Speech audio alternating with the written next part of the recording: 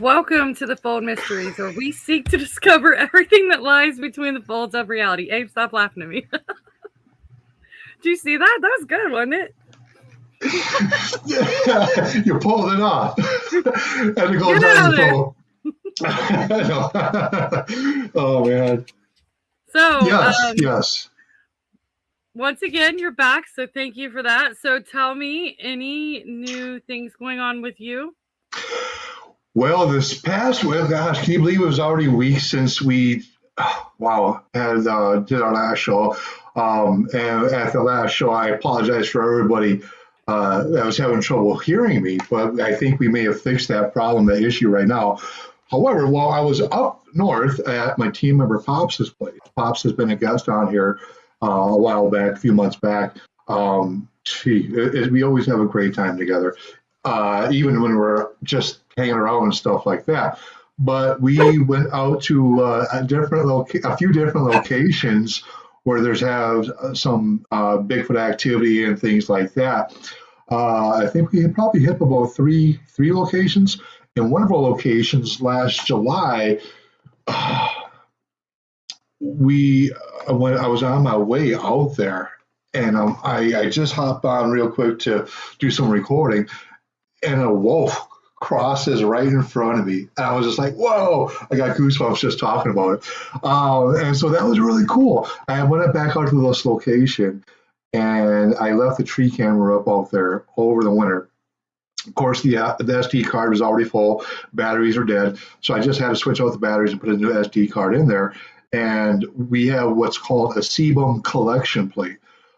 Basically, what sebum is like fingerprints. It comes out of the pores of the fingerprints from Bigfoot, I guess you could say. And so my good friend Doug Hychek, he's like, hey, you should put a couple of these out in the area. So what we did is we put these plates out there. They're blue in coloration. They're very high, glossy, and shiny, where one can see their own reflection. On that as well, we also put hook side of Velcro in hopes of getting any possible hair snakes if one was to touch it or something like that. And it's smooth, so if one was to touch its own image or reflection, it would hopefully grab that, and we could dust that and lift it and send them off for testing or whatever. Also, if something were to take it, there's also a GPS tracker on there as well. So went out there and changed the batteries in the SD card, and it was rainy. I had the tracker in my pocket, but I forgot the silicone sleeve that protects it from rain and stuff like that. So I thought it was in my vehicle, and I took another vehicle while we were out there. So we go back to the vehicle. I'm like, gee whiz, so I got to make another trip out there to put the silicone sleeve and the tracker on the sebum collection plate. And it's probably about 3.5 hours from where I live to go up north to do that. So we did that. We didn't get any activity as far as vocalizations or knocks or anything like that. There's still flurries being seen up in northern Minnesota. I left up there yesterday about 11:18, and as I was leaving, there was flurries starting to come down and stuff like that. So it's still pretty chilly up there. However, on the day that we were out there, it was pretty nice. Other than that, yeah, no, I was just out foraging earlier today, and that's pretty much all I got right now. It's just keep on getting out there and being repetitive and being consistent, being out there. I mean, sometimes I'll go out there not even just for the research, but it's just to keep an eye on the area to see if there's anything new or anything that's just changed, or just for a nice walk, just get recentered from all the noise and stuff like that of the world, I guess you could say. So it's just being out in the woods, period, is healing in itself.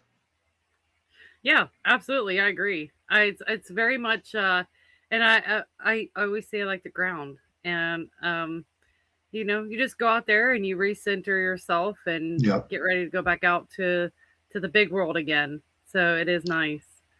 It's very nice.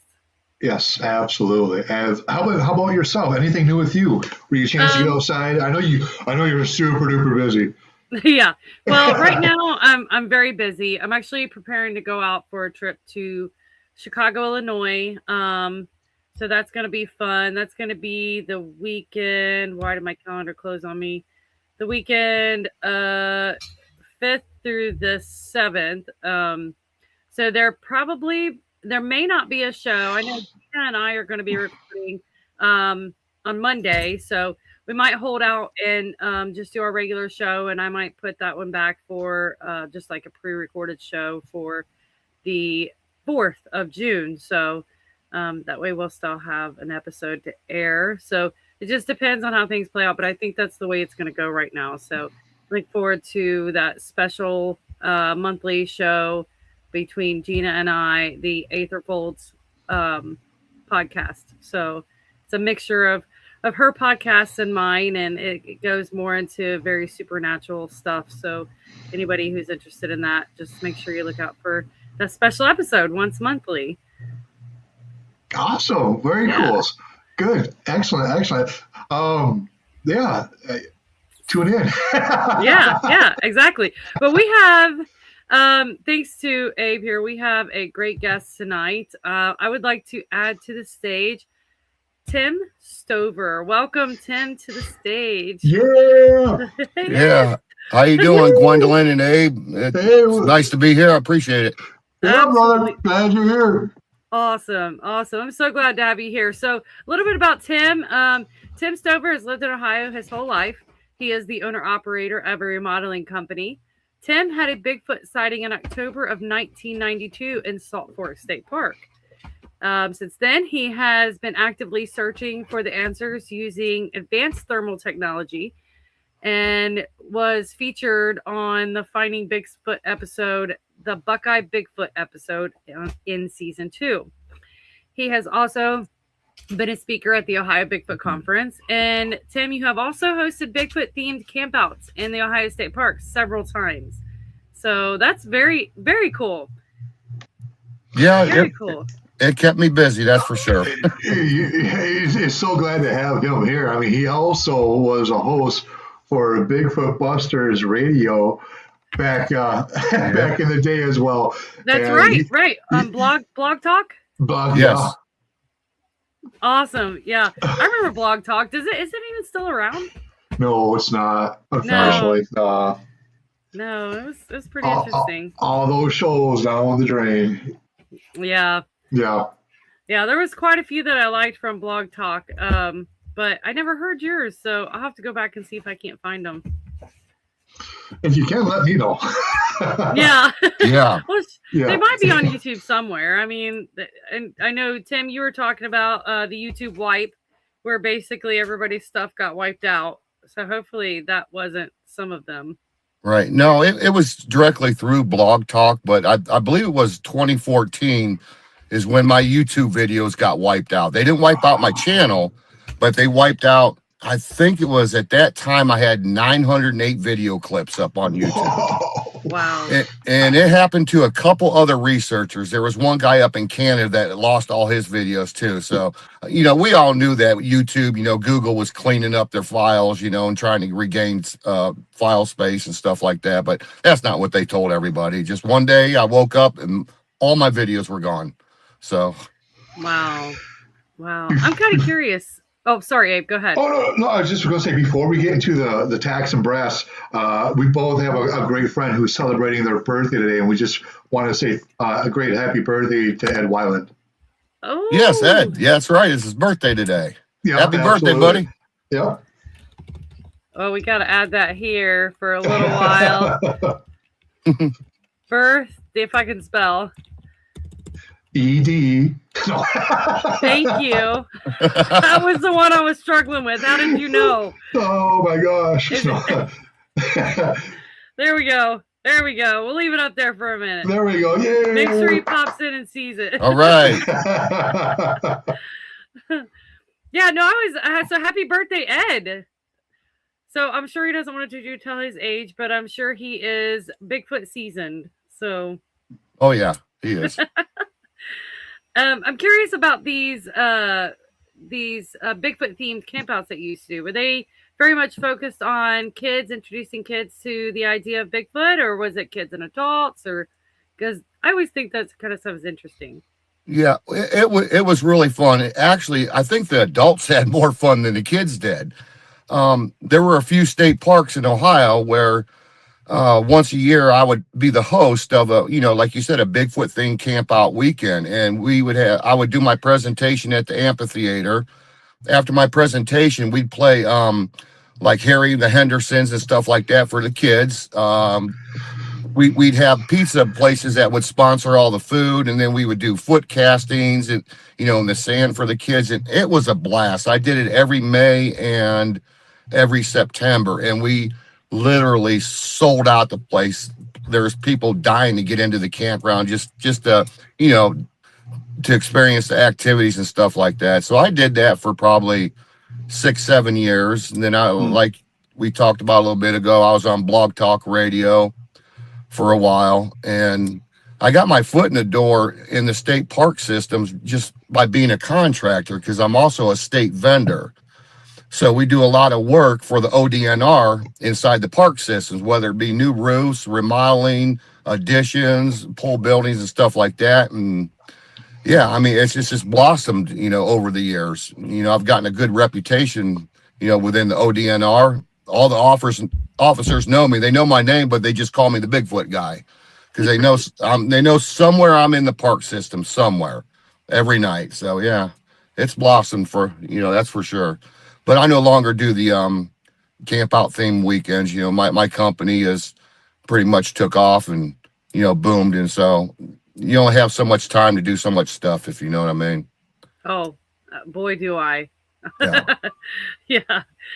Yeah. It's funny you talk about the ODNR. I have like this goal that I'll probably never ever actually go for, just to become a Ohio Department of Natural Resources officer, Hmm. just so I can just be out there all the time working in the woods where I like to be the most. So Yeah, I've kind of played around with the idea, but there's a lot involved, and I've already been through schooling, so like, don't know there if I want to there restart.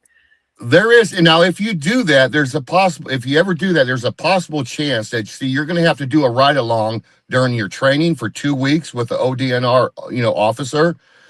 And every time the officers that I know are training somebody, they always tell them, one of these nights we're going to find the Bigfoot guy, and they always find me. And so I meet all kinds of new officers coming on duty, because they're activating, they're bringing in more law enforcement into the park systems, which is what we need. Because for a while there would only be like 2 officers per like my entire district for like Yeah. 4 state parks, and people didn't like that. They want law enforcement to be present in the campgrounds, because you got people that are feuding, you got a lot of sketchy stuff going on inside the parks. And I don't know how many times on thermal I've caught some really sketchy stuff, and it's like, yeah, I won't even talk about it here, but it's, yeah. Somebody's digging a hole out there, getting a body ready.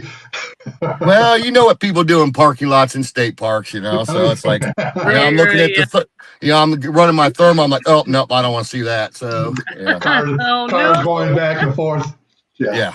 yeah. So, I mean, your focal point is thermal, like you were talking about. That seems to be what you've gravitated towards. So, tell me what kind of pushed you into leaning heavily on thermal imaging and thermal technology.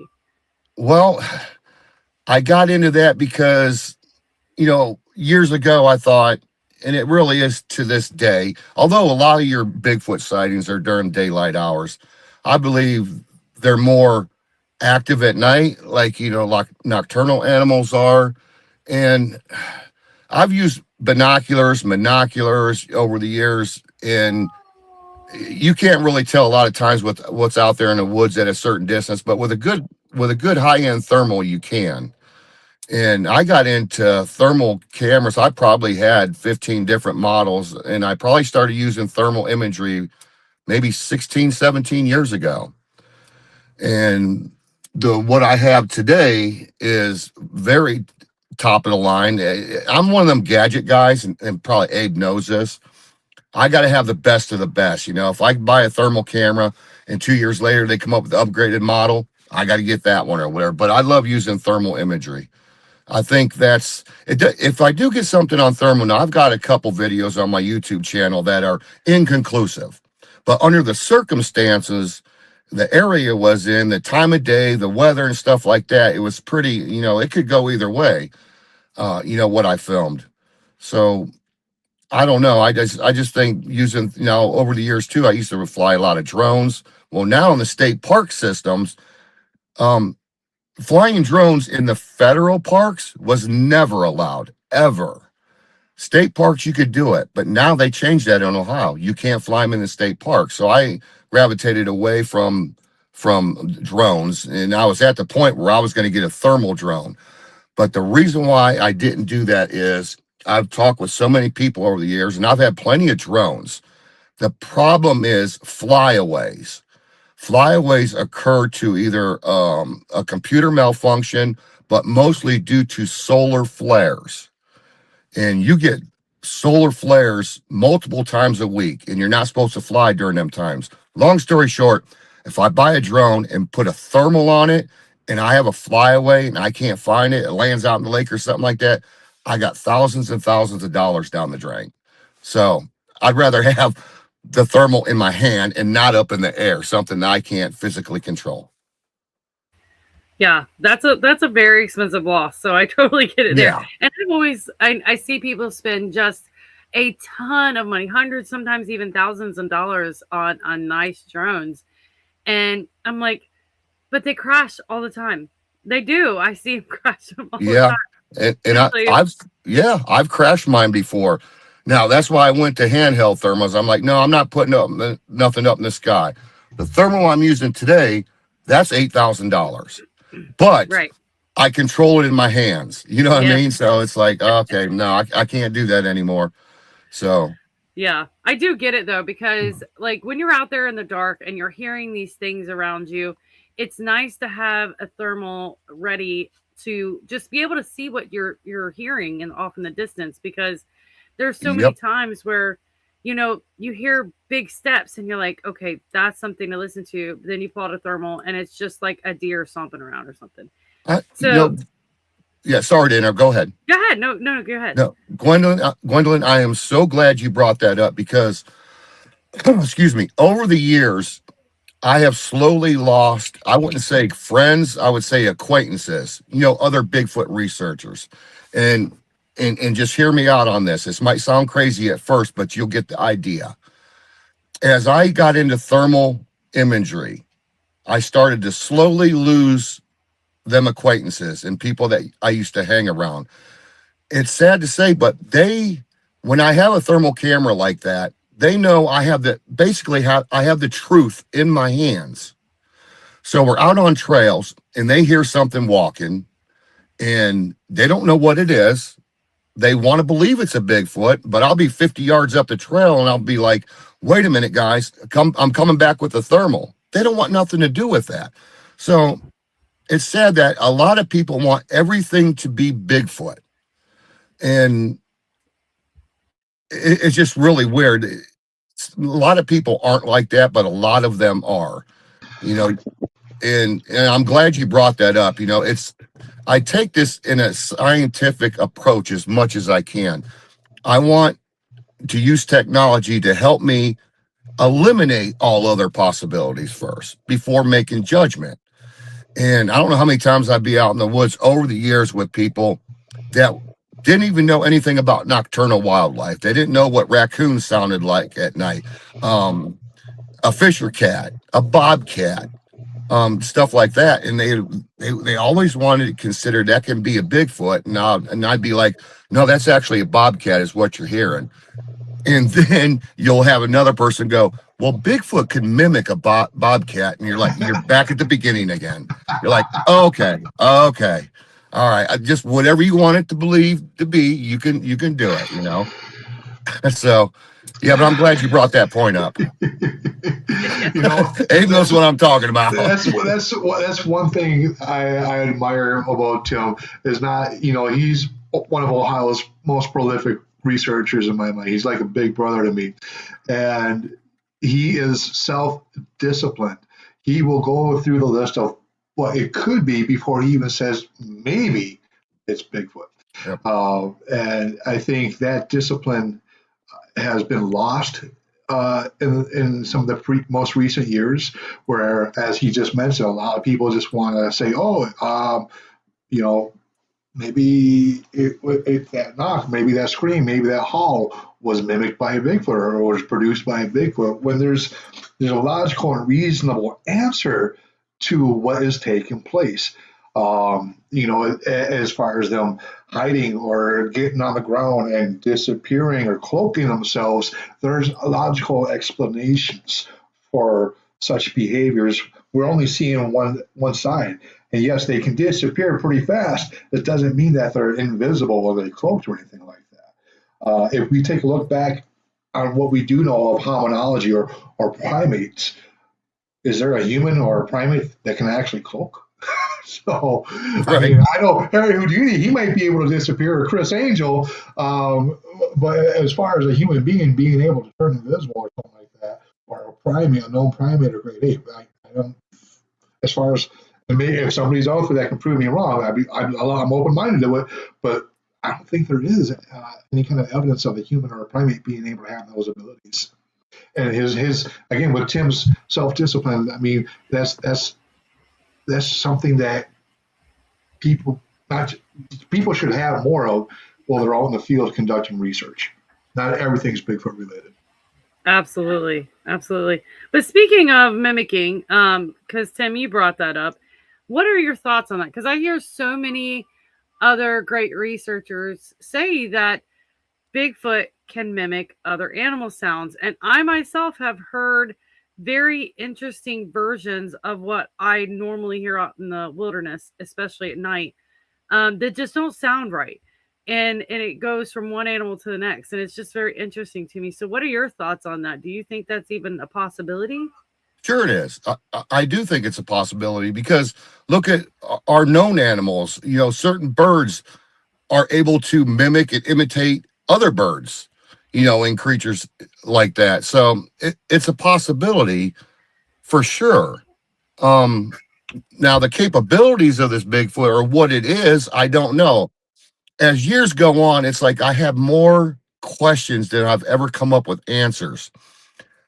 People ask me, what do you think Bigfoot is? Well, I know what I saw in 1992. I don't know what it truly is. Is it alien related? Does it have a connection to UFOs? Can it um, morph in, go through portals, come out of portals? There's so many things going on these days that, like Abe does. I want to keep an open mind, but when I'm out in the field, I want to use the common, how do I say this? The common sense and an approach to science, to back up what I'm looking at, what I'm hearing, and stuff like that. But like you said, Gwendolyn, there has been times where I've heard like coyotes, but in between them, you hear something a little bit different. It's like that doesn't sound right. There's been once or twice where I've heard an owl that really didn't sound like an owl. It sounded like it was coming out of something big, something big with lungs or something like that. But as the mimic sounds and stuff like that, yeah, I think there's a possibility because other animals can do it. So why can't Bigfoot? Right.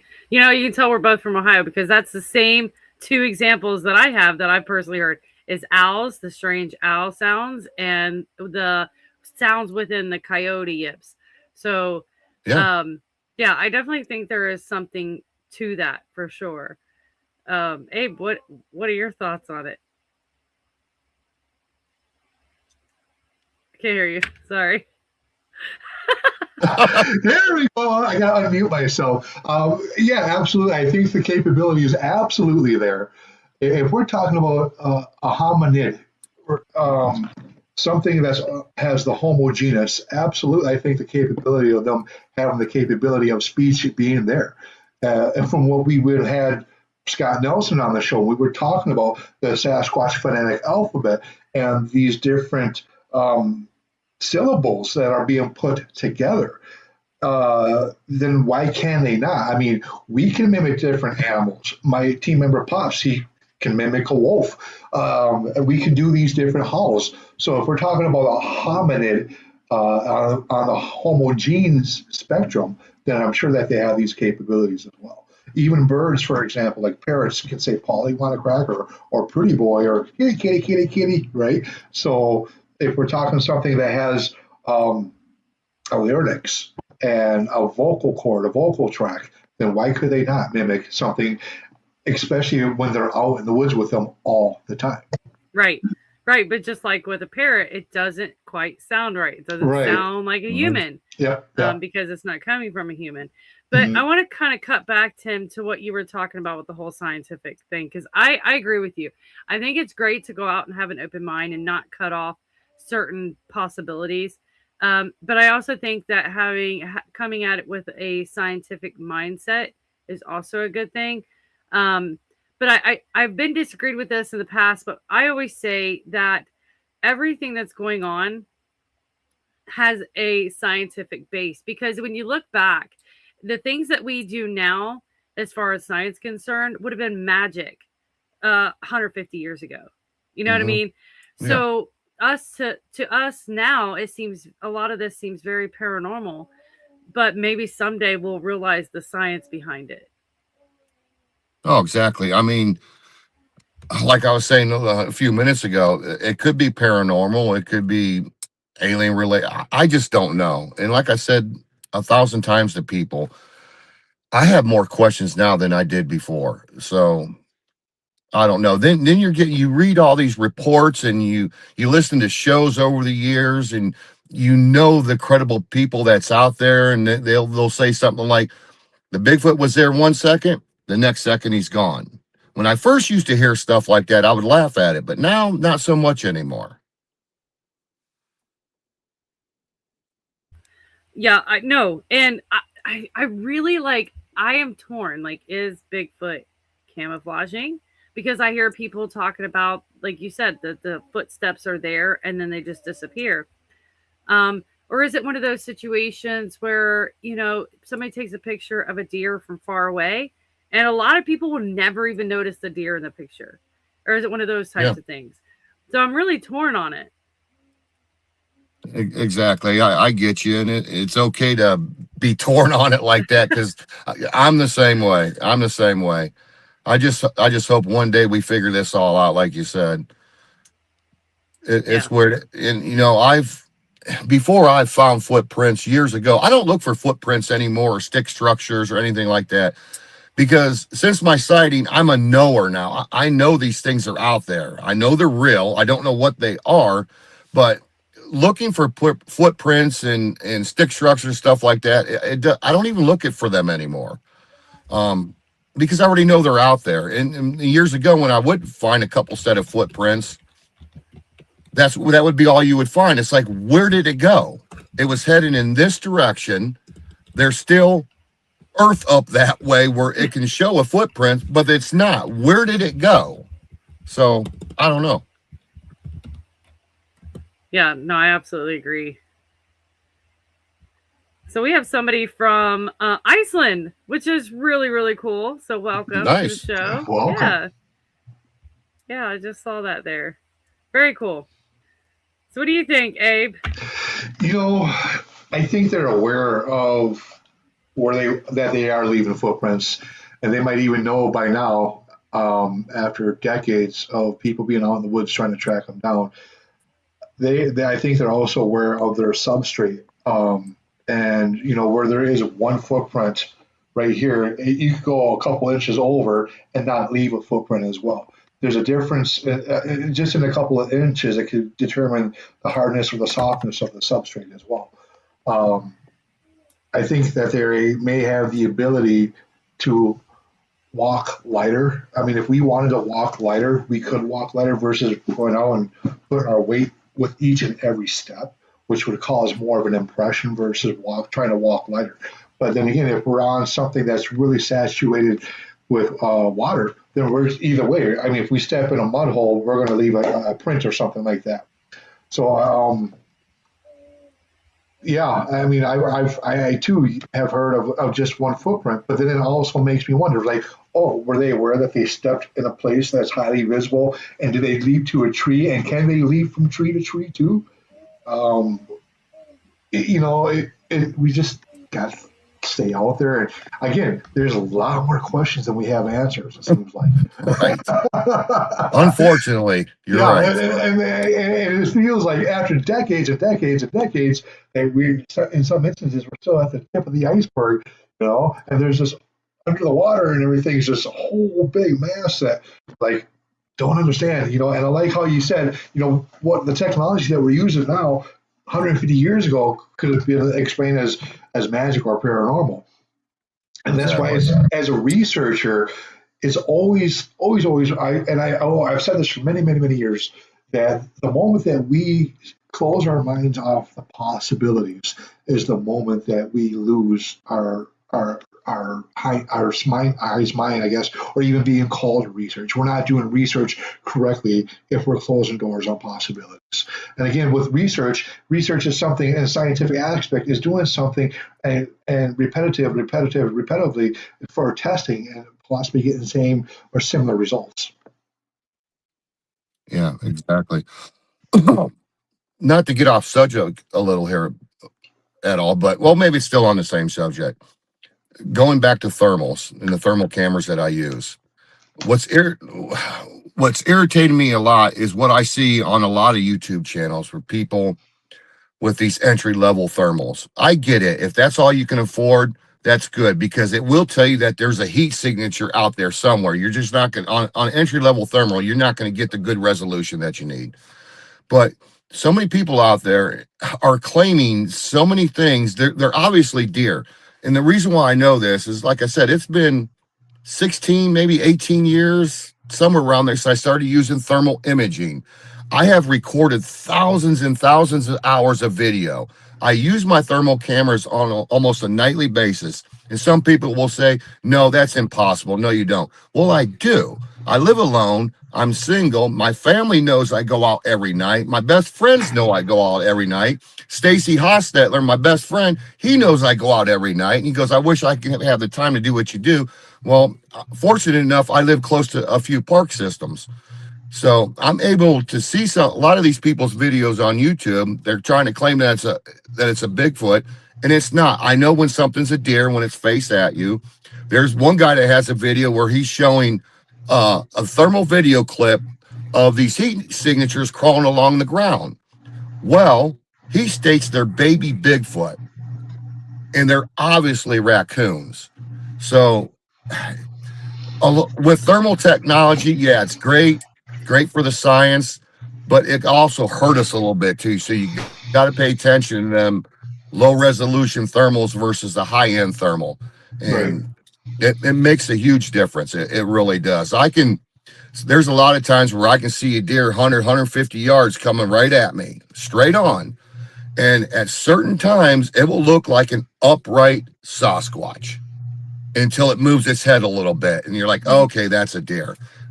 There's a few videos on YouTube. People are claiming, no, that's a Bigfoot stand. No, it isn't. That's a deer. I know it is. I can tell it is. This comes with the experience of using thermal imaging over the years. So, yeah, you got to be careful.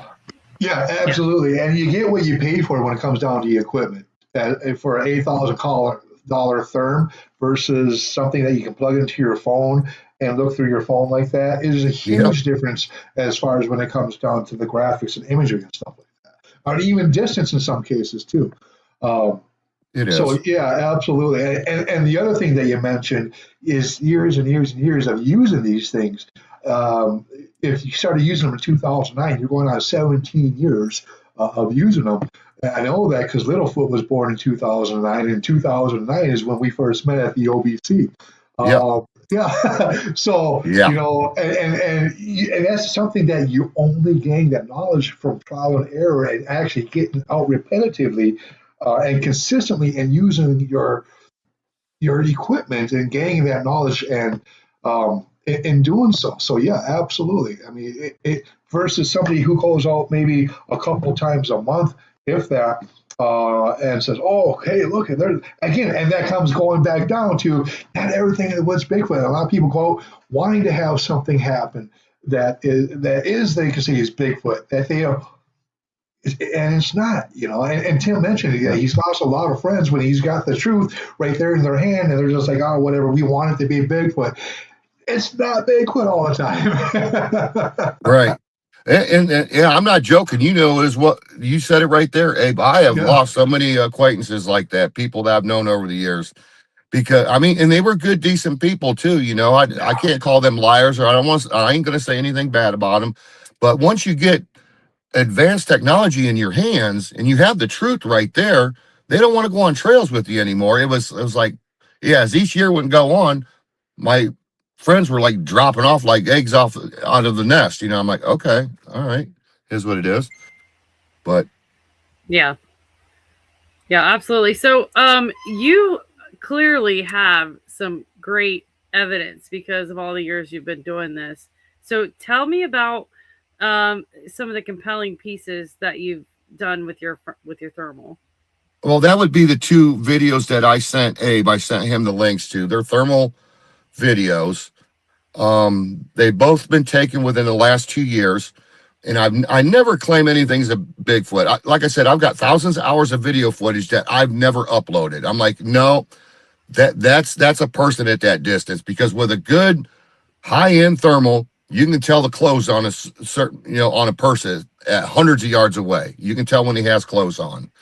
Yeah. These thermal videos, one was in almost down by Wayne National Forest. It was it was on a rainy day. It was cold. It was in the 50s. And I love going out on days like that because who's not going to be in the park systems? Most other people. They're not going to go out hiking in the woods and stuff like that. It's a crappy day, right? Them are the days I like to go out on. Yeah. And up here in Northeast Ohio, I got a video clip. I think it was in the spring of 2025. I stepped out of my vehicle because it just stopped raining, and I seen this dark subject at least 200 and I can't remember what the yardage was on, 260 yards away, something like that. And if you watch that video, the subject's upright. You can tell it's bipedal. It walks away from me, and it's all one heat signature. Hmm. There's doesn't you can look at that video and zoom in on it, which MK Davis has helped me with. He's analyzed my videos. He's helped enhance them a little bit so you can see things better. He told me, he said, Tim, there's no clothes on that subject. I said, I know. He goes, what'd you see when you turned around before you got the thermal record? And I said, just a dark silhouette. It was 200 something yards away. And I Oh immediately wow. pushed the record button, and that's when it took off, just walking back into the wood line. It's Oh man. inconclusive, but Yeah. I uploaded it because truly I believe it could have, there's a high possibility that was a squatch on both of them video clips. Yeah. And we So, have those. We actually yeah. have those to share. So, Okay. the one that starts with the video of the woods, we're gonna go to that one first. So, let me Okay. get myself prepared here. Hopefully, not everybody's looking at my mini tabs. So we'll start with this one.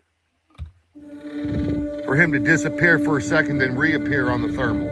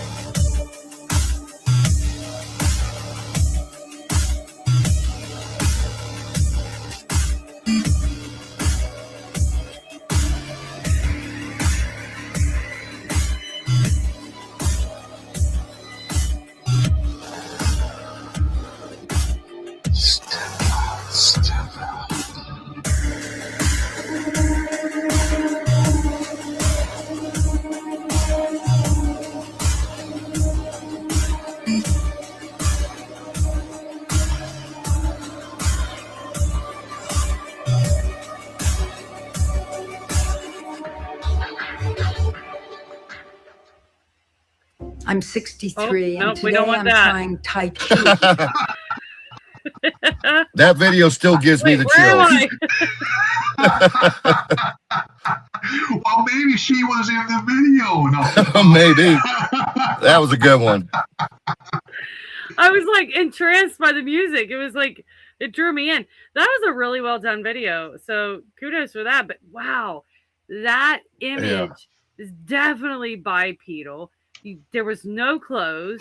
I mean, you can tell on thermal if there's clothes on Yes. something. You can see that detail. You can see all of that. So that was very, very, very compelling. I love that video. Yeah, it still get now. There's a longer version that MK Davis helped worked on it or whatever like that, but that still gives me chills because now I remember, as you said in the video, it was 267 yards away. That's a long distance, and it only lasted maybe 10 seconds or something like that. But I do remember when it went into the wood line, it started to come back up in the wood line and was just standing there looking at me.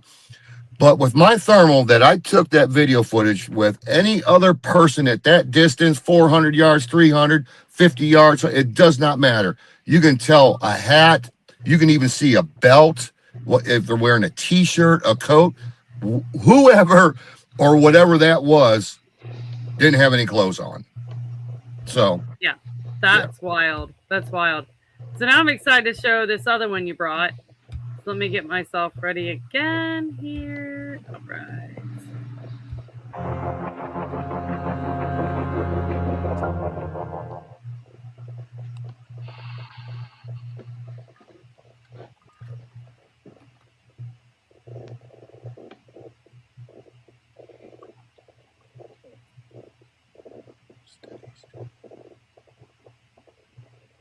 That is bipedal, man.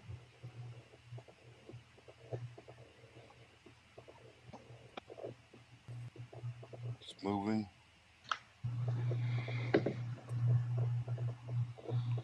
Oh man, damn it. Freaking heart's right there. It is.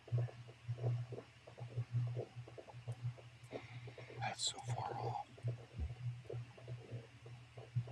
Oh, come on, don't do this.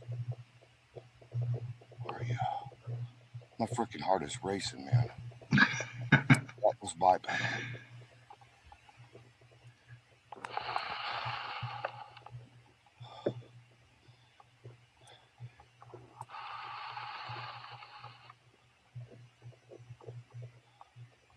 I wonder if I should move down the road some more.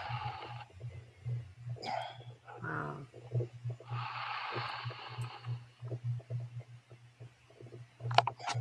Let me pump up my amplification. Oh, damn it. Wow. So I want to go back again because one of the first things I notice when that comes into frame is the bend of the knees, the distance between the steps, and the sway of the arms. So I'm going to play that again. Yeah. Very much Bigfoot like.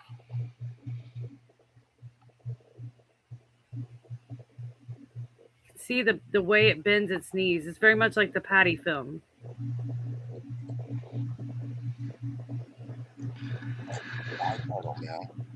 My adrenaline was pumping right then. Oh yeah. Oh my gosh, yeah. Yeah. And that video was analyzed too by MK Davis, and he said the exact same thing. The movements, there doesn't seem to be a bit of clothes on that. Now that was a longer distance. That was like 360 something yards. I forget what it was. But right here, yeah, you can see the arm swaying as it makes its turn. You can see the arm swaying, just this big sway to its arms. Yeah. It was very difficult trying to hold on target with that thermal with that thing. But that was another really bad day. It just got done raining. I was way down in the bottoms. Then came around a corner, and I forget, I was coming around the corner. My headlights just kicked on. And at that distance, I can see something moving first. I'm like, wait a minute, what is that? Let me get my thermal. It could have been a deer or bear or something like that. I didn't know. But once I zoomed in on it, I knew whoever or whatever that was bipedal. And you can tell people all day long, you can say, well, I was in the middle of nowhere. I wasn't in the middle of nowhere. The only time somebody's going to be in the middle of nowhere is maybe like you get dropped off from a charter plane in the middle of British Columbia or something like that. It was a desolate area. There was nobody down there that I can see because I was traveling up and down them bottoms for hours and I didn't pass one car. You don't have any cell phone signal down there. Never seen another vehicle. and I just got done raining. That was a horrible day. I'll never forget that day. It's another day I wanted to go out again with my thermal into that park system because I knew there wouldn't be much people out there. And I saw that up on the hillside. There was some pine trees and stuff like I remember that, but the movement that it did it just blew me away. I'm like, you know what? I'm going to send this over to MK and let him, analyze it and see what he thinks. And I'm like, I'm going to upload this, because I can't determine. And he said another thing he said about that, whoever it is does not have any clothes on with the specs of my thermal. And he knows what thermal I have. He knows all the specs on it. He goes, yeah, it would have showed clothes. There was no clothes on it. So, yeah. That's wild. I was pumped that day. So that's some great thermal footage. Go ahead, Abe. I can see you itching to say something. Oh, well, I can't hear you. Okay, from over 300 yards away, and you're picking up that figure. That's huge. It's big. I mean, if you were to do a size comparison with somebody our size at that distance, we would probably not even. We'd probably just be a red dot. But there's so much detail there. Exactly. Yeah. That's what MK said too. Everybody has their different thoughts on MK, but when you need help on something, he's really super good with that stuff. That's the same thing with my focal length, the zoom. I told him all the specs and all that. The distance, he said that thing was huge at that distance. Yeah. Yep. Absolutely. And especially from being able to pick up the knees, the bending of the knees, the swaying of the arms, the head and the shoulders, it turning.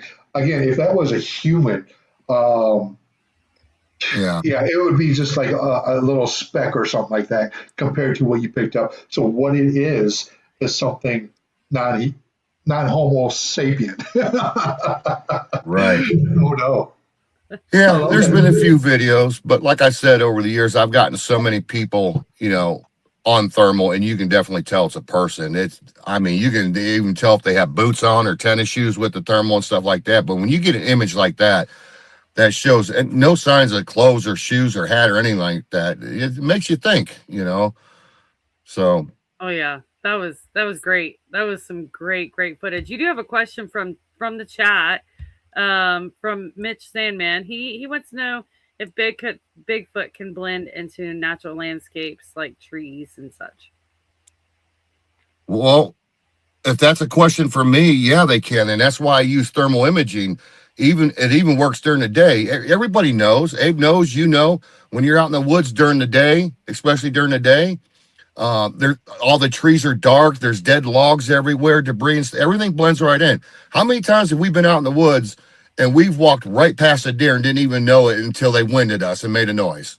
Yeah. So yeah, it blends in. That's another reason why I use thermal. It works during the day or night. It doesn't matter what time of day. And that's how, I go fawn hunting every May, and I'm going to start here in about a week or so. No, I'm not going out to kill deer. I go fawn hunting. And years ago, back in 2007, I volunteered for one of these state park systems to help them locate fawns with my thermal. I would radio to them, and they would come and tag it. And once I would locate the fawn, I'd either hold it down gently, radio in until they come, because they're doing some kind of study or whatever like that.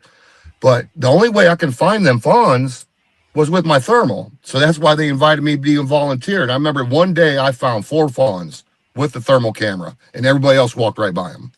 So, yeah, that's fun doing that. Yeah. In the woods, I've almost walked right into them. Like, yes, exactly. Because you're walking through this thick brush, and then all of a sudden you spook them just as much as they spook you, and then they take off running, and you're just like, just don't trample me, because deer can get mean. So right, where I find fawns all the time, and something to look out. The wild ferns, the green ferns, they'll lay right in the middle of them every single time. So yeah, I had somebody a couple years ago when I was fawn hunting. I did a couple YouTube videos.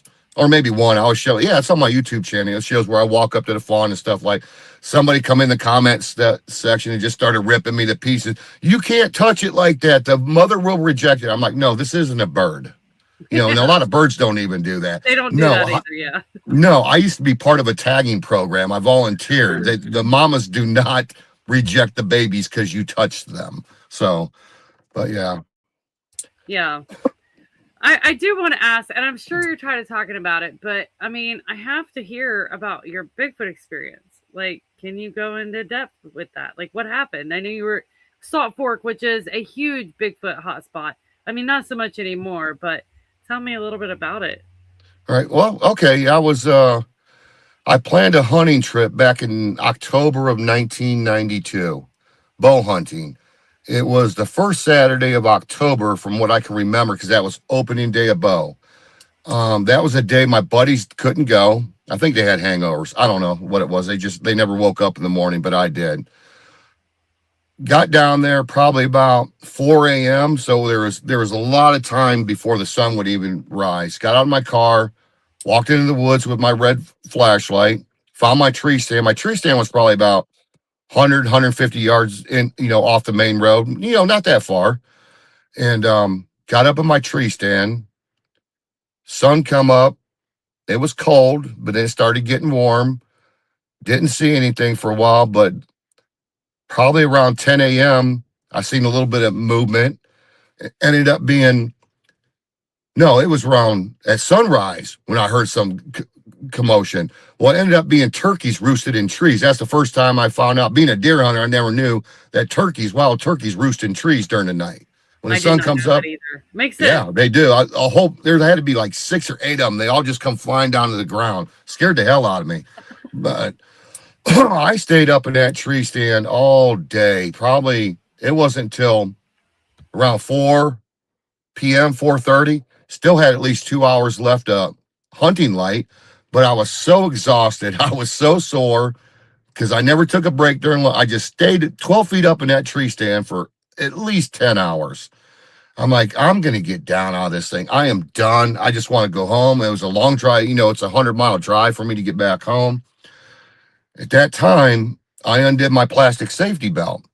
And when I undid that, I heard some brush moving. I don't know if it was something stepping on sticks or a stick breaking or something like that. I immediately thought, that's a deer coming. Hey, I'm going to get me a deer. Sounds like it's coming right at me. Put my safety belt back on, grabbed my crossbow, brought it back down, bolts in it, it's ready to fire. And I'm looking down this ravine, and I can see the brush move. It's real heavy brush and stuff like that. I can see it moving, danced around a little bit, but I couldn't tell what it was. I couldn't even tell if it was a deer or anything like that. And finally, it was coming up this incline.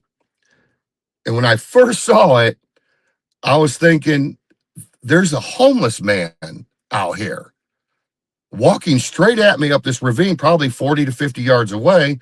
And as I can see more of its upper body, I knew at that time, it's like, whoa, wait a minute. Excuse me. That doesn't look like a homeless guy. And what really confused me about it was I can see from the waist up, it was a gray color, like a white gray. And back then, I knew about Bigfoot, but I never talked about it. I wasn't interested in Bigfoot back then. I started thinking, could this be a Bigfoot, what they're talking about? But it's gray. It's not black, what I thought Bigfoot was supposed to be. And it stopped, and we're looking eye to eye.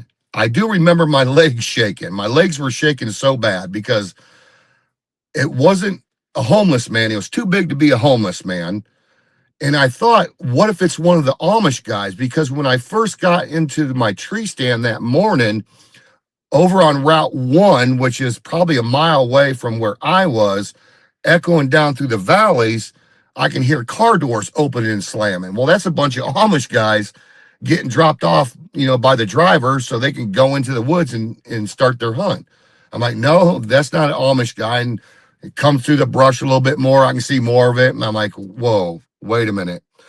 And it stops, and we're having a stare off. I'm not sure because I know I was making a little bit more noise, and it's been so many years, you forget the details, but I remember it stopping and looking in my direction, but I couldn't tell if it was looking up at me into my eyes because I was 12 feet up, or just looking on the ground because I don't know if it smelled me or the noises I was making with my safety belt, it startled it. It startled it, and it knew that was not a natural noise in the woods. And this might have lasted 40 seconds. I don't know. It seemed like it took forever. Could 40 seconds to a minute or less. It happened so fast. It just turned around and just walked away from me. Started going back down that gully there. And I know I've watched documentaries over the years, and there's a couple cases where the guys that actually say they can see the muscles flexing in its back underneath its hair. That's what I saw. And when it was walking away, it's like, that can't be a monkey suit. That's a huge, hairy person. I don't know. But the most vivid thing I remember about that is not the actual sighting. It's once I got down out of the tree stand. I can barely get down because it's one of them you got to pump it up to, climbing tree stand. My legs were shaking so bad. When I got to the ground, what I remember the most is me walking backwards out of the woods, because whatever that was, it terrified me. I'm holding my crossbow and I'm trying to look back like this, walk and see where the trail was to get back out. And I didn't want that thing to sneak up on me. So I finally made it back to my vehicle, got in there, sat a little bit, put the crossbow in the trunk, and drove home. And what I did not do was tell anybody for 10 years. There was no way I was going to tell my hunting buddies, hey, I think I saw a Bigfoot. Didn't tell them anybody for 10 years. So that's when it all started in 92. And from that day on, I might have hunted a couple more times, deer hunted, but I remember going to rent a center and renting a video camera. One of the big ones you put on your shoulders? And I remember my wife at the time asking me, well, you're going hunting. What are you taking the camera for? I was like, well, in case I want to film some deer or something like that. And it wasn't until 10 years later that I got busted. I said I was going hunting, and I shit you not, I actually forgot my crossbow. I got the camera, but I forgot the crossbow. I can't remember what park I went to, but got back home and she's just staring me straight in the face. And she goes, how'd hunting go? I said, I didn't see nothing all day.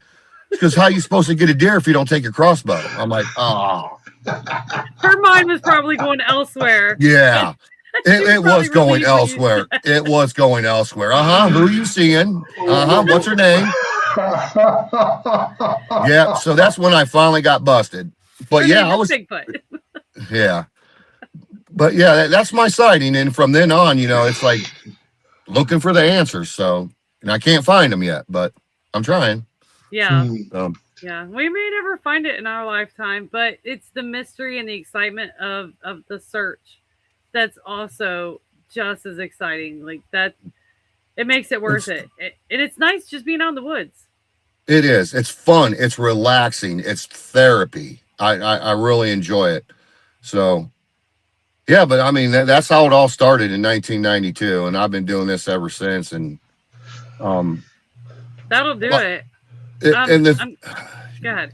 There's a lot of benefits. I mean, when I'm a state vendor, do a lot of work for the ODNR. So you get, like I said before, you get to know all the officers and stuff. And there's some things they do tell me every once in a while. I'm not going to mention names. I told them I wouldn't mention their names. And so that's where the benefits come in. I got a special activities permit that's signed by the district supervisor, because a lot of Ohio State parks, you can't be in after 11 p.m. unless you're doing a approved activity. So it's weird how it is. So in other words, if you're just sitting in a parking lot after 11 p.m. inside certain state parks, they can actually come up to your window and question you why you're sitting there. The park is closed. But if you say, well, I'm going to grab my fishing pole in the back and I'm going to go fishing, that's what I'm here. And it's like, okay, I guess you can be here. So it's really weird. It's really weird, but I get a lot of information that way. And before I forget, and this happened in October, I was in this park system in my RV. It's a camper van. And I'm in this parking lot. The parking lot is square shaped. It's like the size of 4 football fields. And coming in, there's only one road coming into this parking lot section, and they got to go around a big curve. Well, I was in the parking lot on the northwest corner, and if you come into the parking lot, you wouldn't see me because I was back a little bit, so you can see the whole parking lot. But I was, in my vehicle back this way, and I can see through the wood line. The thickness of the woods is at least 100 yards thick. I can see headlights coming, a vehicle coming around the curve. This is 11 p.m. at night, and I will never forget this. And the vehicle's coming real slow. I can see the headlights going through the trees. They cannot see me. I'm sitting there in my chair outside of my RV in complete darkness with my thermal. It stops right before it enters the big parking lot. And all of a sudden, the spotlights come on. It's a wildlife officer. And he's pointing the lights into the wood line, on the west wood line. I'm like, what is going on? It's 11 o'clock at night. Then he gets on the loudspeaker and he goes, hello, are you okay? Are you okay? And you don't hear nothing. And then he goes something like, I'm advising you to say something. Are you okay? And then everything goes silent. He picks up speed, comes into the parking lot, goes straight down the middle of the parking lot. I'm still way up in the corner. He does not see me. So he turns around. As he's turning around at the end of the parking lot, his lights hit the side of my camper. And he raced over there. And I know the officer. I just don't want to say his name. He rolls down his window. And I said, dude, what was you doing? Who was you talking to? He goes, and it's a younger guy. And he's going like this. He's going like, he goes, I can't believe this just happened. I can't believe this happened. I'm like, what? I heard you. I seen your lights. I didn't know if you knew I was here. You couldn't see me, and you was on the speaker talking to somebody. He goes, I looked in the wood line, and there's an open area, and probably about 50 yards in, I see this massive thing standing there. I said, did this massive thing have any flashlights? He goes, no. It was like in this tunnel, and you can see all the tree branches as I'm trying to get them to acknowledge if they're okay. It turns around and you can see the just branches going like this, and it just got the hell out of there. And I'm like, what do you think that was? He goes, it wasn't a person. That's all I can say. It wasn't a person. I don't know what it was. It was huge, and as it moved away from me, the tree branches are just going everywhere. So the next day, he texts some of his other fellow officers and tells them about him. Well, I know the other fellow officers. They hook up with me a few days later while I'm out in this park system. Hey, did you hear what so-and-so saw? I was like, yeah, I witnessed everything, and he never knew I was in the parking lot. He couldn't see me. So I wanted to tell that story before I forgot about it. It's something I'll never forget and something he will never forget. And I'm like, wow, That's that's wild. crazy. Yeah. Isn't Yeah. it funny So, how nobody will admit that it's a Bigfoot? no, he won't. And I still see him he does Thursdays, Fridays, and Saturdays out here. And every once in a while I'll see him, I'll look at him, he'll look at me, he goes, I know what you're gonna say. He goes, I'm not gonna say it was a Bigfoot, but I know it wasn't a person. And he still don't want to admit it. And I said, don't worry, I'm not going to tell your supervisor or anything like that. I'm not gonna ever mention your name. I said, and then a couple months ago, I looked at him. I said, now, do you think I'm bullshitting? He goes, no, you don't. I don't. So, yeah, that was really interesting. I love it. Well, he's a young guy, but there's Yeah. so many ODNR officers that have never seen something and they think that we're crazy, but they're out there all the time. Right. So it's kind of interesting how, some people can go their whole life and spend their whole life in the woods and never see anything. But then you got these other people that go out mushroom hunting a couple times a year and they see something, Yeah, exactly. And I'm always it's good to be on the side of law or wildlife officers, because if you're friendly with them, they know you're good and you're not up to anything fishy or something like that. They're good to have on your side. They will feed you information, and and they are so nice. And every once in a while, they'll stop by my RV. I'll make coffee or whatever, hot chocolate or whatever. So there's nothing wrong with getting on the good side of law enforcement, especially out wildlife officers. Yeah. Nothing Yeah. wrong with it.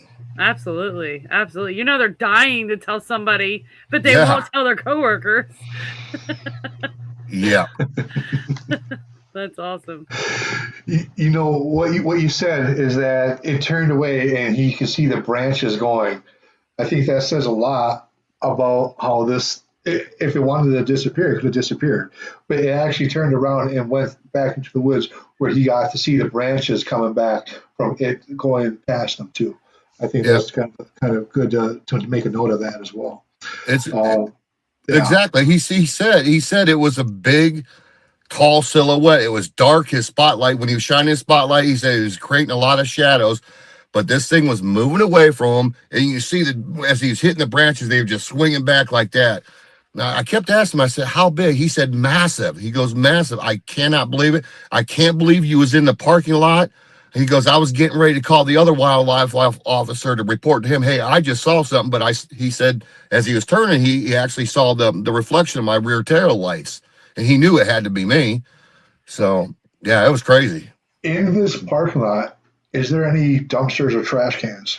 Yep, there's 2 big dumpsters. And matter of fact, the direction that it was moving, I'm actually right next to it right now. Okay. Yeah, I've been actively working on this area ever since he told me that. So if he would have come out of the wood line onto the road before it hits the parking lot, if you walked all the way through the parking lot, there's the 2 big dumpsters. So easy meal. Yeah, I was gonna say heading for an easy meal. Yep. And coming right off the water, there's a bunch of deep coves back in here. Yeah, so there's a lot of research, a lot of food, water and stuff like that. But yeah, so ever since he told me that, I've been hanging out here a lot. I haven't seen nothing since, but At that time of year, are the dumpsters, is there a lot of people that go in and out at that time of year that would actually leave a lot of trash in the dumpsters too for No. if they want? No? no, Okay. they can if they want. Now, there's been a couple times in many park systems and this park system where somebody's come in and dumped a bunch of rubber tires and stuff like that. But they patrol this very heavily now within the last 2 years since they put more officers on duty and running full shifts now. So they're in and out of here, both shifts, at least 5 to 6 times per shift. So no, there's not a lot of people, but there is if you're coming down to this parking lot and you're enjoying the beach and stuff like that, you have a right to the dumpsters to put trash in there because you're occupying the park. But as for people sneaking in here, I think that's the question he was asking, and dumping trash. No, No, not dumping trash. I was just wondering at that time where he had that sighting, if there was actual trash in the dumpsters from people. yeah, I don't know. I know they were still there. They get rid of them through the winter. I think November 1st they actually take the dumpsters out and they bring them back in like April 1st or something like that. So I don't know at the time. Okay. I just know there was nobody in this area at that time it happened. It was like 10 to 11 at night that it happened. Going back to 92, now correct me if I'm wrong, on Finding Bigfoot, when you did that episode with them, Yeah. did you have something thrown at you in the deer stand as well? No. No? Okay. Nope. I must have been thinking of somebody else then. Yeah. No, nothing was thrown at me at Any all. knocks? Nope. Just the walking, huh? Just that walking noise until I saw it. I didn't smell nothing. I didn't hear nothing other than I heard the brush move and stuff like that. But yeah, that was it. Right on. Yeah. With Tim, with you being in Ohio, I'm very curious. Have you ever smelled that very putrid smell anywhere you've researched in Ohio that other people talk about? Because me personally, I have not. I've smelled like a very strong possum mixed with urine smell. I have a couple times, but I was hoping it wasn't me at the time, but no. Yeah, I know what you're talking about, almost like a wet dog maybe and Limburger cheese at the same time, but there's been a couple times where I've smelt something that wasn't right, but nothing ever happened. I never heard anything or never saw anything, but it was smells that I couldn't pick up on because deer, I know what deer urine smells like. I know what fox urine smells like. and stuff like that. I know what bears smell like, that's for sure. And deer when they're wet, I know what they smell like, because you got to remember I was a hunter for many years, but there's some smells sometimes where it's like I can't figure out what that is. And then the weird thing is you'll be within the same area and the smell disappears. It's like it's gone. What was that? So I don't know. It makes you think that it's moving. Yes, yeah, that's what I mean. Yeah, it had to be moving then. So yeah. I've never had I guess I don't know if I could call it the luck of smelling that putrid smell, but I smelled something very interesting, and it moves, and it smells like very strong possum smell mixed with urine, and yeah, it was pretty awful. It was only ever smelled it twice, and it was like a couple years apart when I smelled it. So yeah, getting back on the thermal, do you have my YouTube channel available? Yeah, actually, it's Ohio Bigfoot. Yes. Yeah, there's only 2 videos on there. They're called shorts, and they're both thermal imaging videos. And you can see the difference between people that try to claim deer are actually Bigfoot with, like you said, cheaper thermals. And there's my 2 video clips on there. They're very short. One's in green palette mode, one is white. If you would play one of them, because that's what thermal is supposed to look like. Right. Okay. You can see the detail. The clarity is amazing. Get this here. All right. Go over to here.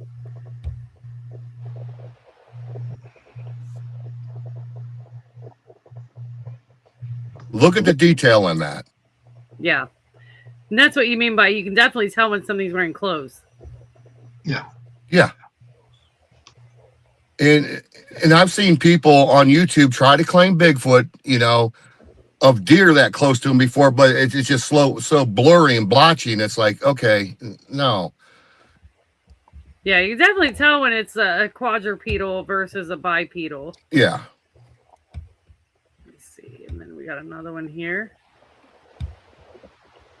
Well, it's not playing, but Tim, what kind of thermal imaging camera are you using? I'm using a Pulsar. Okay. Yep. I mean, for many years, I didn't want to tell people what I use, because for many years, people were always back messaging me saying, hey, what thermal you got, And I would... Oh, there you go. Yeah, you can see like the change in the thickness of the coat even. Yeah. You can see the hot spots, the cold spots, and everything. Yeah. You can tell the coat's a little thinner here by its neck a little bit, gets a little thicker on top of its neck. There's a white spot there. It's probably got some hair missing. Yeah. Yeah, so there's a big difference when it comes to thermal imaging, just like with any other technology or electronic. You got cheap flip phones and you got expensive iPhones and stuff like that. It makes a difference. It really does. And another thing that gets me, to this day, there's still people uploading what they consider a Bigfoot at a distance on video in 480p resolution. That was back in the early 2000s with flip phones. It's like, why are you doing that? And people fall for it, and they're going, wow, look at that. That does look like a Bigfoot. That's not even 480p. That's like 260 resolution. They did that on purpose, because I don't know what you would use to film something in that low resolution. Today. Yeah, they lowered it probably through the computer. Probably. Yeah, it's like, oh my gosh. Reminds me of the red circles. Oh, the red circle syndrome. I remember them days. I actually had a rule on my Facebook page when I first started it. One of my rules was, I think it was number 3 rule. It said, red circle syndrome is not allowed here. Because that's all you saw was red circle syndrome. I'm like, oh my God. And if it's not obvious, then it's not there. Yeah. Even when they circle it, it's like, okay, that's a tree stump. Well, no, it isn't. That's a Bigfoot. No, that's a tree stump. You know, it's funny. I had a video where there was definitely something in the background from one view to another. And I was afraid that people wouldn't be able to see it. So I went to circle it and I was like, I'm gonna use bright blue. Right, change the colors up It's on not it. red. Yeah, go to blue. Did you guys see the crazy video clip I put on YouTube? It's only like 20 seconds long. It's called the Rock Squatch. Let me see if I can find. Oh yeah. Let me Play pull it that. up here. Make sure it's not going to play another ad on me. Yeah. Now tell me that does not look like a Bigfoot sitting down against a rock. I call it the Rock Squatch. We're going to play it here. It'll blow you away. I think this is it.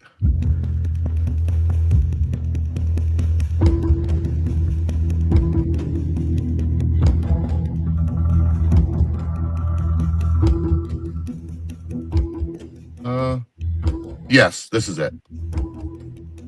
This will freak you out.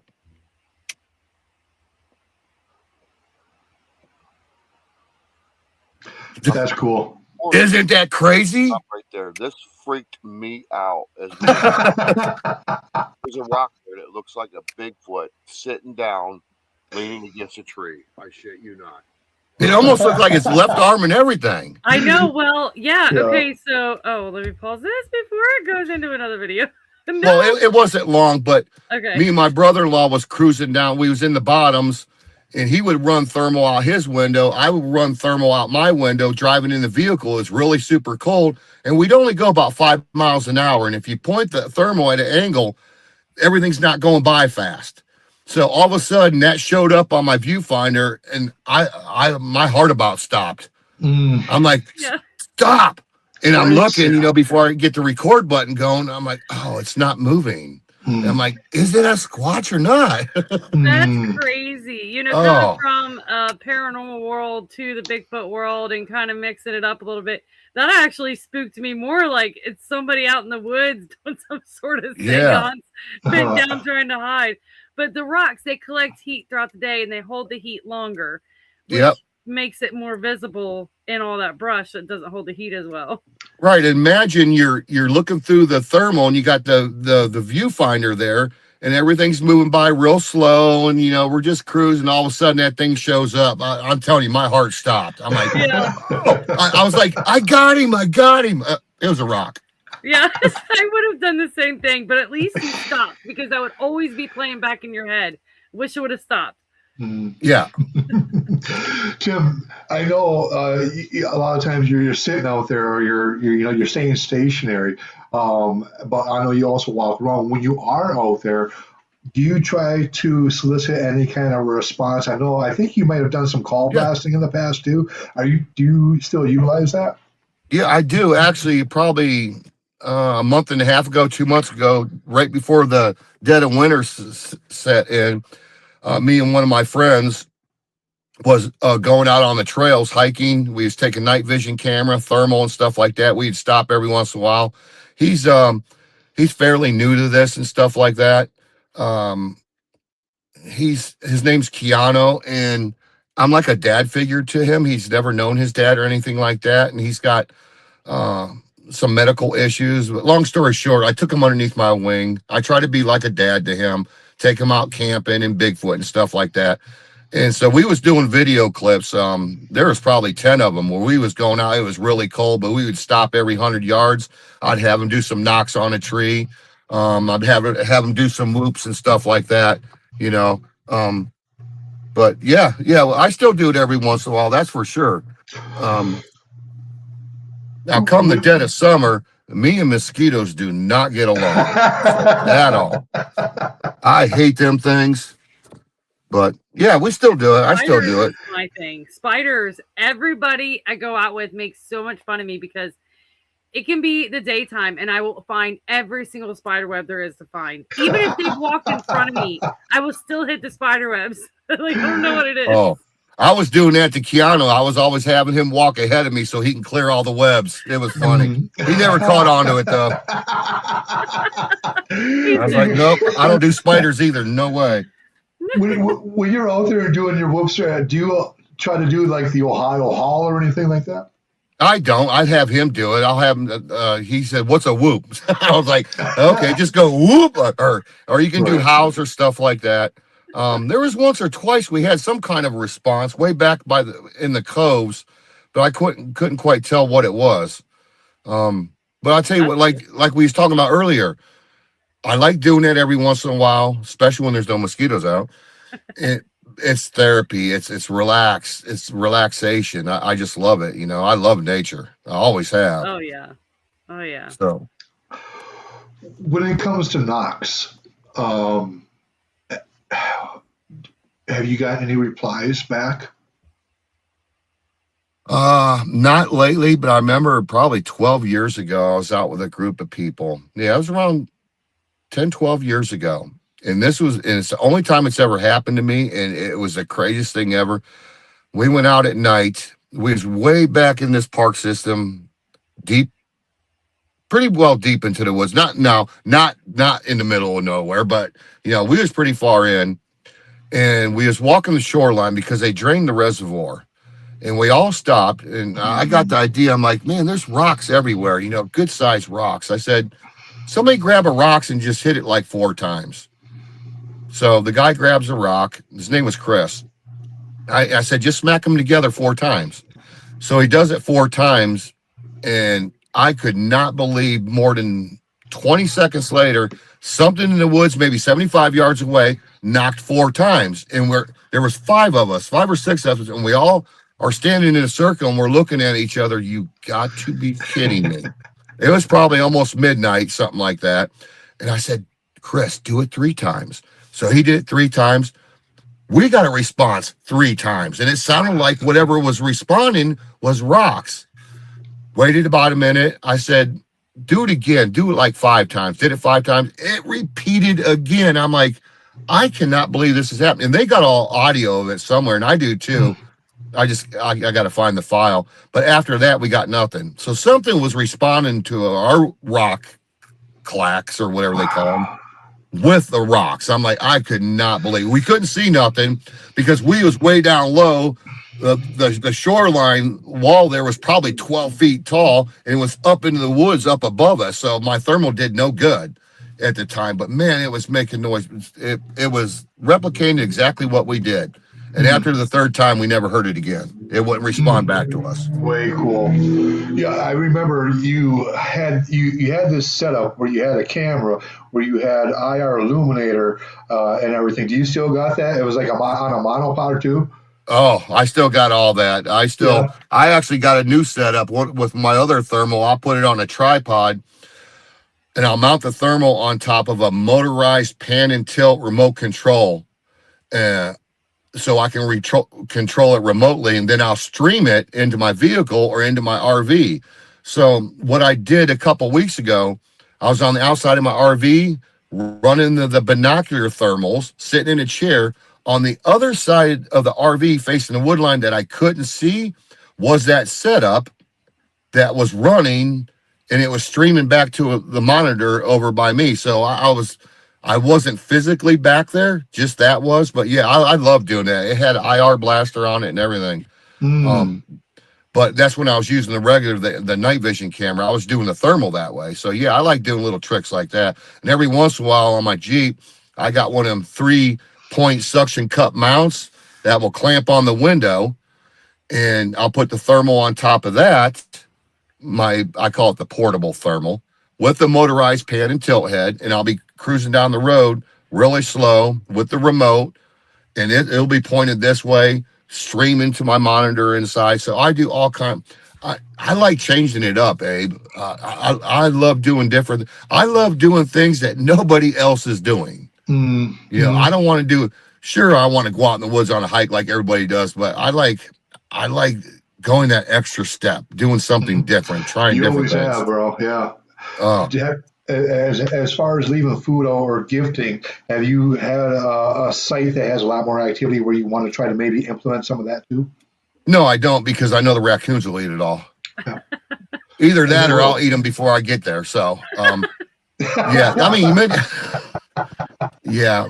I mean, yeah, I've went out with groups of people where they would do that. I respect that if they think, but even back then I would say, well, what if a raccoon comes up and eat it? Well, raccoons don't eat peanut butter filled pretzels. I'm like, I want to think Oh no, raccoons eat anything. Yeah, That's like why everything. they're like that's why they ghosts. call them trash pandas. I mean, I'm like, okay, but I don't really know. I haven't done gifting in many years. I'm not saying it's a bad thing to do. I'm sure people get good results out of it, but it's just not in my game, not in my arsenal, in other words. Yeah, Oh, I man. think if you're going to use gifting, I think it's always good to have a secondary something there, whether it be an audio recorder or you know it's something inside of something where it has to work to get to it. But raccoons can screw lids off of things as well. So, I mean, Right. they're smart enough to do that. So I think it's just to leave it on a stump and walk away and come back and say, well, it's scattered now. I don't really think that's evidence of anything but critters. So I think having like an LDR set up along with it, or wow, brain just broke. Camera.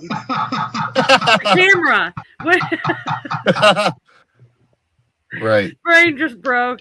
It's been a long day. I work today too. Oh, I Yeah. believe there's a way to, if you want to gift food or something like that. But like you said, raccoons can screw off lids.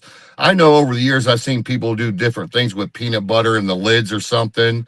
In other words, they say the only thing that's going to be able to get in this is something with hands, to turn it off stuff. I'm sure that could produce some results, Yeah. but that's not to say that it's not me coming up and making a peanut butter sandwich and then screwing the lid back on and walking away. But Yeah.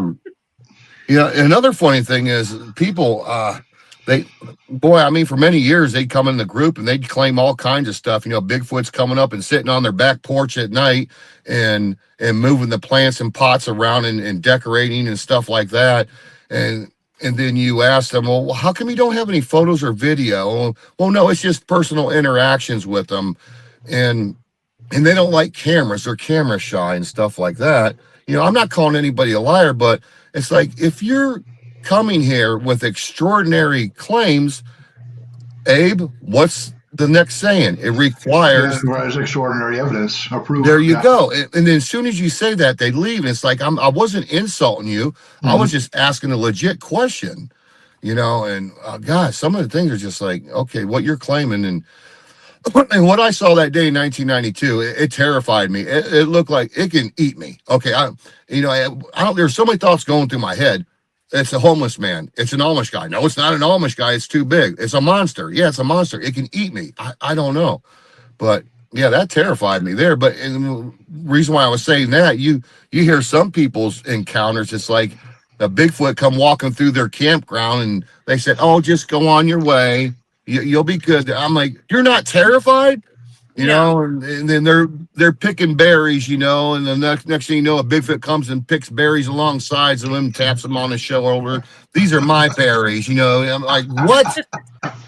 Are you No. serious?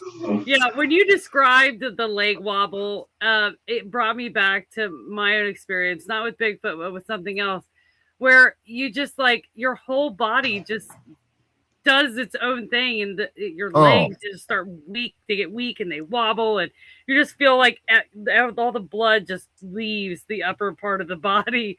And you're right. There's some people that don't describe that, and I'm like, how can you not feel that sort of fear when you run into something like that unexpectedly? And you do. You think I'm dead. I'm gonna die here. Like yeah, you're right. I mean, I'm not saying people are not telling the truth. Maybe there are some polite and friendly encounters and stuff like that. But man, that thing was huge. There's no way. That terrified me. That was a monster. I wanted my mommy, man. I was done. I was done. And a new pair of boxers too, probably. Oh, something. Jim, I got a Get couple questions for you, bro. yeah. So, first one is, what would you, for somebody who's just getting into this, what kind of advice would you give them? What would you recommend and how they go about uh, doing Bigfoot research and stuff like that? Actually, my number one advice to them is use common sense. Yeah.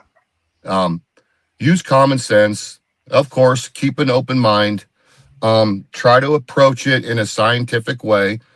I would tell them, try to eliminate all other possibilities first before you make judgment. You know, could have that have been an owl? Could have that have been a deer? You know, everything you hear and see at a distance, it doesn't mean it's a Bigfoot. But yeah, that would be my best advice to them. Open mind, use common sense, respect nature, respect everything out there. You know, and don't try to jump to conclusions. You know, do the elimination game first.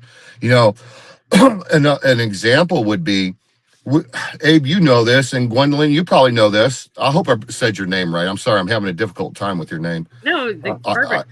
I apologize, but in all the park systems, there are Boy Scouts, and one of their duties on them camp out weekends is randomly go out in the woods anywhere and build teepees with the sticks. It's part of their program, okay? Because I've seen the program written, but you have people that'll go out there and say, I'm in the middle of nowhere, when really they're 200 yards off the roadway, but they want you to think they're in the middle of nowhere, and they find a teepee structure made out of sticks and stuff. They don't want to eliminate that. Boy Scouts did that. And when we would tell them on the group page, say, hey, Boy Scouts do that all the time in the park systems, they would get all mad and just vanish. So that's another thing, you know, you gotta pay attention to what you're looking for out there, and know, you know, what reasons are as to what you find. Like I said, just talking about the TPs. I've even seen the Boy Scouts doing them things. Now, like I was saying earlier, if you was dumped off in the middle of British Columbia up there in Alaska, where there's 600 million acres of land or something like that, and you find a TP, that might be something to think about. So, right. Yeah. Good answer, bro. Second question. You've been doing this for many, many years now. Is there an end game for you? Do you have a goal in sight or anything like that? Or is this something that's going to keep festering until whenever? No, there's no end game for me. Like I said, I'm a gadget guy, so that's why I have all these thermal cameras and stuff, because I love to use them. I love being out in nature. So even if I never do get absolute high definition regular video footage or thermal footage up close or something, it's not going to bother me. I'm not going to be upset about it or anything like that. I just love doing it as a hobby. It's, you know, yeah. So there's no end game. Right on, man. Awesome. Thank you, bro. Yep. That's awesome. I can tell you're losing light, and we don't want to lose your face. So, and I'm sure you're ready to go out there and get your equipment going. So, I just want to tell everybody where they can find you. Ohio Bigfoot Hunters on Facebook, and then you have your YouTube channel. Yep. Yes. And I just want to say, Tim, we got to get together. We're both in Ohio. I feel like we could have a lot of fun just going out researching periodically. And I want to see what you do with your thermal. You'd be talking about, you have your monitor set up in your car, and you know, you got your stuff out on your hood. I mean, it sounds like a really fun setup. I'm kind of techie myself, so I think I'd have a lot of fun watching you work. It's pretty cool. Yeah, I'll keep that in mind. Let's get together sometime. I wouldn't mind going out with you, and you can check out all my gadgets. All right. Sounds good. Well, thank you so much Tim for coming and talking with us on the Fold Mysteries. And yeah, as you find stuff, just let us know. We'll bring you back on. We'll share what you find. You're good. I appreciate you guys. I appreciate you guys having me on. You have a good evening. Thanks. All right, man. Take it easy, bro. Will do. Bye. Thank you. Bye.